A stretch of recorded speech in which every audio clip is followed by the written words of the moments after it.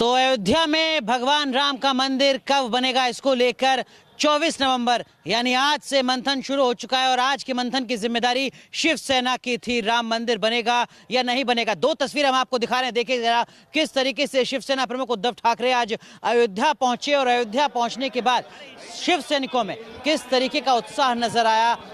उद्धव ठाकरे के स्वागत के लिए हेलीपैड से लेकर जहां उद्धव ठाकरे को पहुंचना था वहां तक शिव सैनिकों में काफी उत्साह नजर आया। अलग अलग स्पेशल ट्रेन चलाई गई हैं। यहां पर हवाई जहाज से शिव सैनिक पहुंचे हैं देश के अलग अलग हिस्सों से, खासकर महाराष्ट्र से, इस उम्मीद के साथ कि आज जब उद्धव ठाकरे अयोध्या पहुंचेंगे तो एक संदेश जाएगा केंद्र के स्तर पर राजनीतिक गलियारे में कि जल्द से जल्द भगवान राम का मंदिर अयोध्या में बने। इस लिहाज से एक कानून लाया जाए, अध्यादेश लाया जाए अगर जरूरी है। और उद्धव ठाकरे ने भी अयोध्या आकर हुंकार भरी और साफ कहा कि कोई ये ना सोचे कि अयोध्या को शिवसेना ने भुला दिया है, भगवान श्री राम को शिवसेना ने भुला दिया है। उद्धव ठाकरे ने साफ साफ कहा कि भगवान राम को कभी भुलाया नहीं जा सकता, हमेशा सबके जहन में रहे हैं, शिवसेना के जहन में भी।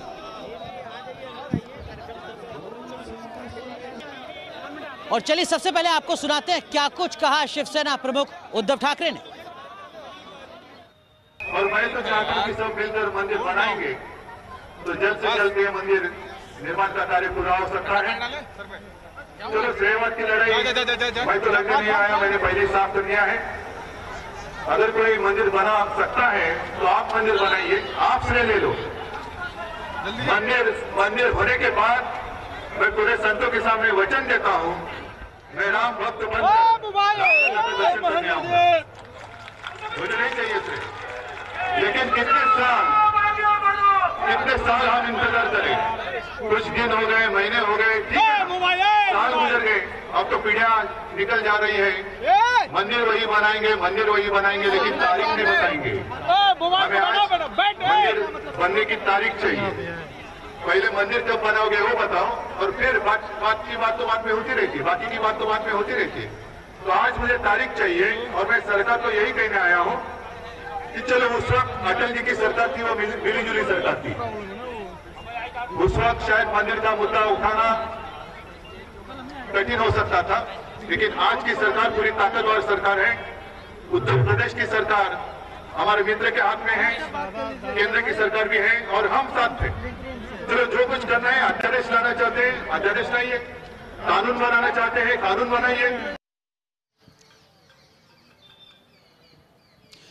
तो शिवसेना प्रमुख उद्धव ठाकरे ने हुंकार भरी आज अयोध्या से और सीधे तौर पर केंद्र सरकार पर सियासी हमला किया, दबाव बनाने की कोशिश की। सीधा सीधा कहा कि मौजूदा केंद्र सरकार को जल्द से जल्द कानून बनाना चाहिए और यह भरोसा दिलाया कि जैसे ही अयोध्या में भगवान श्री राम का भव्य मंदिर बनेगा, शिवसेना प्रमुख उद्धव ठाकरे एक बार फिर अयोध्या पहुंचेंगे रामलला के दर्शन करने के लिए। और साथ ही साथ राज्य सरकार को भी संदेश दिया उद्धव ठाकरे ने, यह कहते हुए कि अगर राज्य के स्तर पर कोई पहल की जानी है तो भी दिक्कत नहीं होनी चाहिए, क्योंकि समझना यह जरूरी है कि उद्धव ठाकरे के मुताबिक उनके मित्र ही राज्य की सत्ता में है। इशारा योगी आदित्यनाथ सरकार की ओर था, लेकिन सियासी मतलब भी बहुत कुछ है उद्धव ठाकरे के यहां पर आने का। और कहीं ना कहीं जो विरोधाभास है उसको लेकर भी तमाम सवाल उठ रहे हैं। सवाल शिवसेना से भी पूछा जा रहा है कि आखिर आपको भी 4.5 साल बाद अयोध्या में भगवान श्री राम की याद क्यों आई। हालांकि इस सवाल का जवाब उद्धव ठाकरे ने खुद ही अपने भाषण में दिया,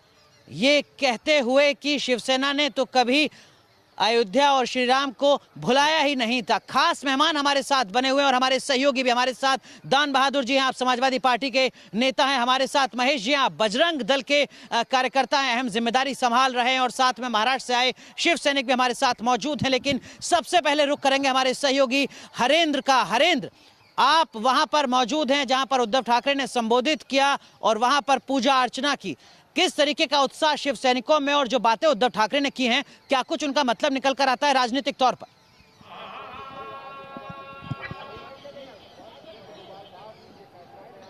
अनुराग, देखिए जहां तक शिव सैनिकों के उत्साह की बात है तो पिछले 2 दिनों से जिस तरह से हम अयोध्या में देख रहे थे, लगातार शिव सैनिकों का आने का सिलसिला जारी था और आज वो जो उत्साह अपने चरम पे था जब उद्धव ठाकरे यहां पर लक्ष्मण किला मैदान में पहुंचते हैं तो पूरा जो जो मैदान था राम की भक्ति में नजर आ रहा था। पूरा मैदान राममय हो गया था और चारों तरफ जो है भगवान राम के जय जयकार के नारे लग रहे थे। तो जो शिव सैनिकों का जो उत्साह था वो देखते बनता था। और जब उद्धव ठाकरे यहाँ पहुंचे तो अनुराग देखिए, हमारी धार्मिक मान्यता है कि जब कोई शुभ काम किया जाता है और उसमें अगर किसी तरह की कोई बाधा आ रही होती है तो उसको दूर करने के लिए वेदी पूजन किया जाता है। तो उद्धव ठाकरे जब यहाँ पे पहुंचे हैं तो सबसे पहले इस संत सम्मान समारोह में उन्होंने वेदी पूजन किया है। पूरे विधि विधान के साथ 108 जो आचार्य थे उन्होंने वेदी पूजन को संपन्न कराया है और मनोकामना उनकी यही थी कि जो राम मंदिर के निर्माण में जो बाधा आ रही है वो दूर हो जाए। और उसके बाद उन्होंने संतों से आशीर्वाद दिया, राम मंदिर को लेकर चर्चा की। और अपने संबोधन के दौरान, चूंकि देखिए संबोधन इसलिए क्योंकि एक दिन बाद कल 25 नवंबर को उनकी जन संवाद एक होने वाला था, लेकिन प्रशासनिक परेशानियों के चलते वो परमिशन नहीं मिल पाई थी। जन संवाद का जो कार्यक्रम है वो रद्द कर दिया गया था। तो ऐसे में इस आयोजन को ही बड़ा किया गया था। और इसी वजह से जब उद्धव ठाकरे ने अपना संबोधन शुरू किया तो सबसे पहले ये स्थिति स्पष्ट करने की कोशिश की कि जिस तरह से इस आयोजन को लेकर सवाल उठ रहे थे कि इसके खासे सियासी मायने हैं। 2019 का जो लोकसभा चुनाव है उसको देखते हुए शिवसेना को राम मंदिर का मुद्दा याद आया। तो उन्होंने कहा है कि याद उसको किया जाता है जिसको कोई भूला हो, और भगवान राम को हम भूले नहीं है। भगवान राम हमारे हृदय में वीरा। और लेकिन हरेंद्र, आपने वहां पर मौजूद शिव सैनिकों से भी बात की। हरेंद्र, शिव सैनिकों का क्या कुछ कहना है जो महाराष्ट्र से यहाँ पर आए हैं अयोध्या? क्या शिव सैनिकों में को भी ये उम्मीद नजर आती है कि उद्धव ठाकरे के अयोध्या आने के बाद राजनीतिक तौर पर स्थिति साफ हो पाएगी, मजबूत हो पाएगी रामलला के मंदिर के लिए?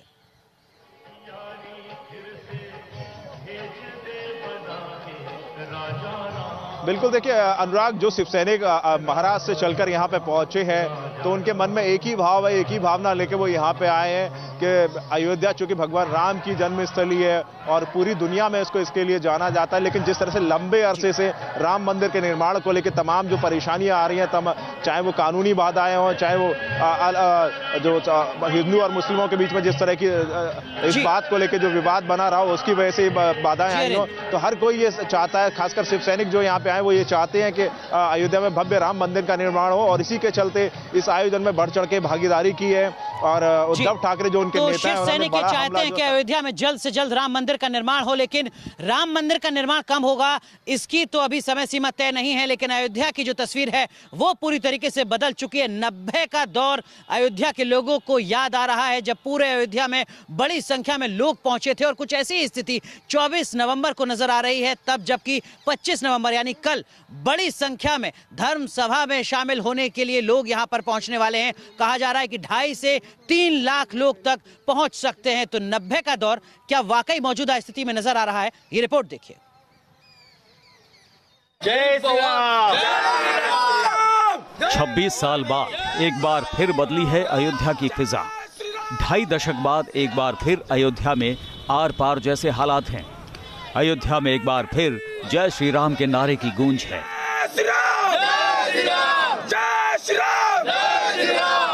एक और उद्धव के दौरे को लेकर शिव सैनिकों का जोश है, तो दूसरी ओर बीएचपी और दूसरे हिंदूवादी संगठनों की अगुवाई में धर्म सभा की तैयारी। फिर लाखों की तादाद में लोगों की भीड़ जुटने की उम्मीद। भीड़ जुटाने का मकसद क्या है? क्या फिर 1992 जैसे हालात पैदा करने की कोशिश हो रही है? चप्पे चप्पे पर सुरक्षा है। 26 साल पहले 90 के दौर में बीजेपी की अगुवाई में राम जन्मभूमि की मुहिम को आगे बढ़ाने की कोशिश हुई थी। लालकृष्ण आडवाणी के कंधे पर उस वक्त आंदोलन को धार देने की जिम्मेदारी थी। बीजेपी और खासकर आडवाणी की अगुवाई में कार सेवा और रथ यात्रा के जरिए मुहिम को आगे बढ़ाने की कोशिश हुई थी।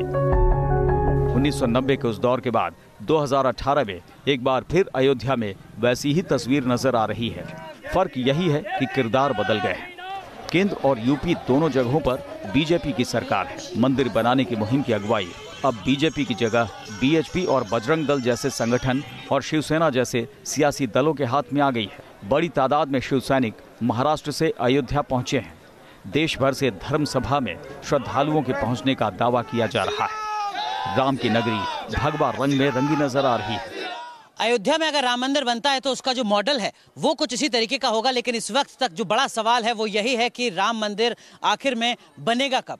24 नवंबर अयोध्या के लिहाज से काफी महत्वपूर्ण है क्योंकि महाराष्ट्र से बड़ी संख्या में शिव सैनिक यहाँ पर पहुंचे हैं इस उम्मीद के साथ कि कम से कम अब अयोध्या की तस्वीर साफ होनी चाहिए।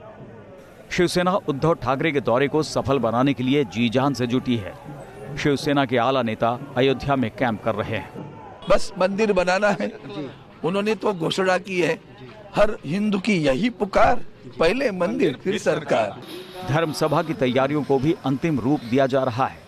राम मंदिर के मुद्दे पर हुंकार भरी जा रही है। न तो कोई टेंस का माहौल है और न ही कोई वहाँ पर कोई भीड़ जमा हो रही है।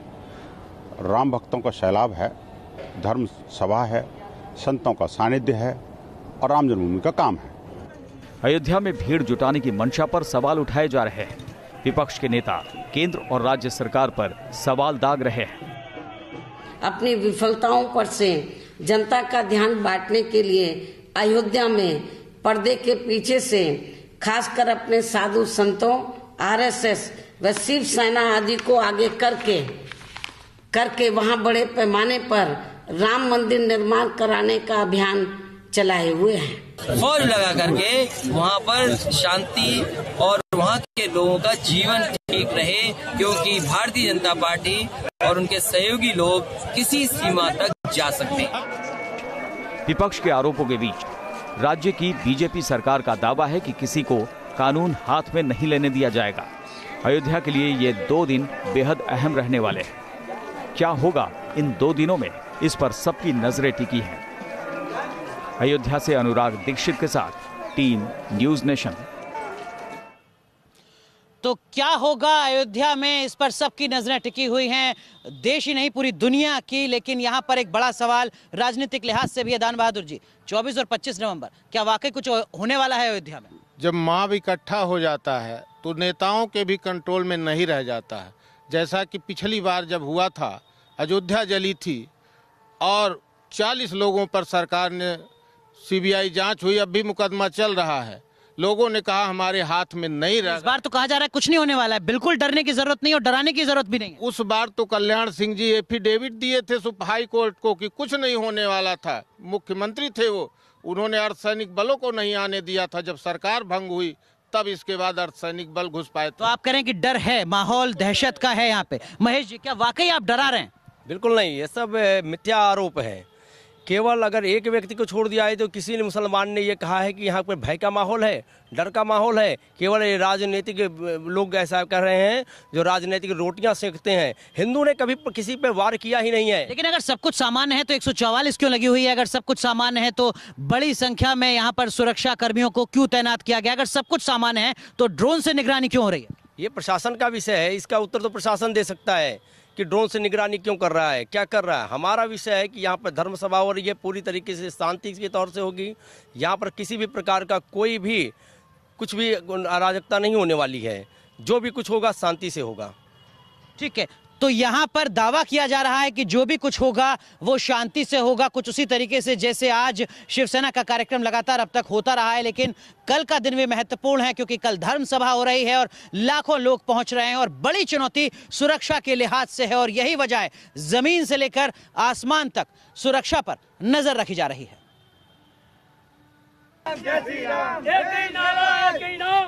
अयोध्या में नारों की गूंज पुराने दिनों की याद दिलाती है।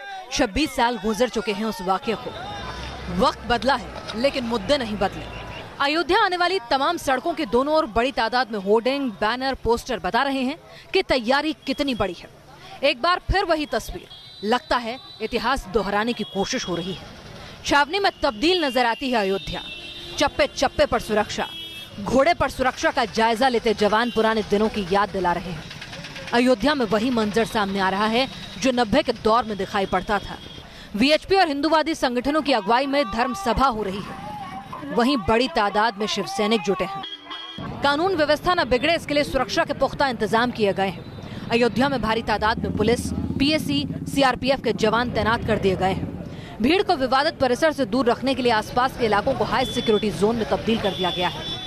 आप अवगत हैं कि जो 70 एकड़ ज़मीन है जो अधिकृत की गई है लगभग, जिसमें 2.774 एकड़ की ज़मीन विवादित है और ये पूरा एरिया रेड जोन के अधिकृत आता है, जिसकी कस्टोडियन वहाँ के कमिश्नर हैं। वहाँ की सुप्रीम कोर्ट की गाइडलाइंस है स्टेटस को मेंटेन करने की, और वहाँ पे जाने के संबंध में परिपाटी और जो प्रैक्टिसेस हैं वो बहुत क्लियर है। मीडिया रिपोर्ट्स के मुताबिक सुरक्षा व्यवस्था चौकस रहे इसके लिए 1 एडीजीपी और 1 डीआईजी स्तर के अधिकारी, 3 SSP, 10 ACP, 21 DSP, 160 inspector, 700 constable, PAC की 42 कंपनियां, आरएएफ की 5 कंपनियां और एटीएस कमांडो के साथ ड्रोन की तैनाती की गई है। कहाँ भय का वातावरण है? आप घूम रहे हैं, आप देख रहे हैं, लोगों से मिल रहे हैं, कोई भय का वातावरण आप देख रहे हैं। ये व्यवस्था हम लोगों ने इसलिए ही कर रखी है कि लोगों भय मुक्त हो करके जो उनका आवागमन वगैरह है वो सुविधा पूर्वक होता रहे। पुलिस सुरक्षा प्रबंध करने के लिए हम लोग ट्रेंड हैं प्रोफेशनली इस बात को करने के लिए। जो भी भीड़ आएगी उनको हम लोग व्यवस्था प्रदान करेंगे। प्रशासन के अधिकारी पूरी तरह मुस्तैदी से हालात पर नजर रखे हुए हैं। आम नागरिक से लेकर अयोध्या विवाद से जुड़े तमाम पक्षकार चाहते हैं कि राम नगरी में शांति व्यवस्था बनी रहे। जो आजकल ये नेताओं का माहौल जो ने बनाया गया है और चल रहा है, कोई दर्शन करने आ रहा है, कोई पूजा पाठ करने आ रहा है। दर्शन का कोई जो है यहाँ पे कोई रोक नहीं, ना किसी नेता के आने पे हमारा कोई विरोध है। हम अयोध्या में शांति चाहते हैं, बस हमारा एक ही मकसद है, अयोध्या को शांत रहना चाहिए बस। भगवान राम की नगरी के लिए ये 2 दिन बेहद अहम है। दिल्ली से लेकर लखनऊ तक प्रशासनिक अधिकारियों की नजर अयोध्या पर है। 2 दिन शांति से गुजर जाएं, सब इसकी दुआ कर रहे हैं। अयोध्या से अनुराग दीक्षित के साथ टीम न्यूज़ नेशन। तो उद्धव ठाकरे अयोध्या में हैं और कह रहे हैं कि भगवान श्री राम को तो शिवसेना ने कभी भूला ही नहीं था। लेकिन यह अलग बात है कि उद्धव ठाकरे का ये पहला दौरा है अयोध्या का। सरयू नदी पहुंचे उद्धव ठाकरे और वहां पर पूजा अर्चना की तस्वीरें आप देखिए जरा किस तरीके से शिवसेना प्रमुख महाराष्ट्र से पहुंचे हैं अयोध्या और अयोध्या में संतों के सम्मान के साथ ही पहुंचे हैं सरयू नदी के किनारे पूजा अर्चना करने के लिए। ये तस्वीरें इस वक्त आप देख रहे हैं। हमारे साथ हमारे सहयोगी हरेंद्र जुड़े हुए हैं, साथ में तमाम खास मेहमान हमारे साथ बने हुए हैं। हरेंद्र, जब शिवसैनिक यहाँ पर आते हैं तो जो अयोध्या के लोग हैं, जो उत्तर प्रदेश की सियासत है, क्या उसमें किसी तरीके का बदलाव नजर आता है उद्धव ठाकरे के इस राम मंदिर के मुद्दे पर हुंकार भरने के साथ ही?